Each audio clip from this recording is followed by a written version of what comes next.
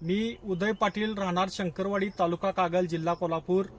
मी माझ्या शेतामध्ये 5 महिने झालं रोपं लावून आणि मी नेचर किंगची 2 वेळा आळवणी आणि 2 वेळा फवारणी केली होती। त्याचा अतिशय चांगला मला रिझल्ट आलेला आहे। माझ्या ऊसाच्या रोपांची फुटवे बघा, 1 2 3 4 5 6 7 8 9 10 11 12 13 14 आणि 15 फुटवे आलेले आहेत।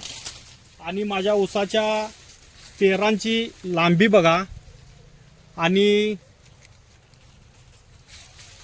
पानांची रुंदी बघा